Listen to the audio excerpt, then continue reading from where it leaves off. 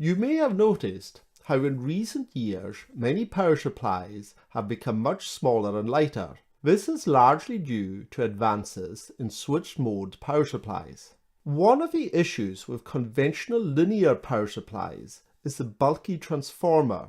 This has to be large because at high powers there is a limit to the size of magnetic field which the core can handle. Once a core is completely magnetized, it can't take any more magnetic field, and this is called saturation. So a transformer must be large enough so that its core will not saturate.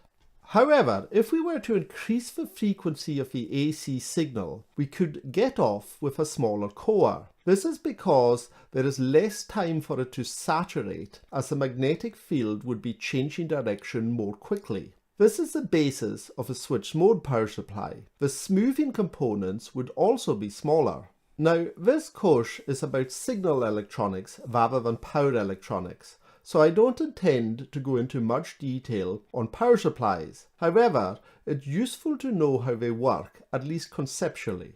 The DC output voltage can also be controlled closely by changing the duty cycle, that is the on-off time, of the switch. The switch circuit which converts DC to AC is often called an inverter and often operates in a frequency range from about 20 kHz to a few hundred kHz. Switched mode power supplies can also be used to produce a DC output voltage from a different DC input. In this application, they are called DC to DC converters.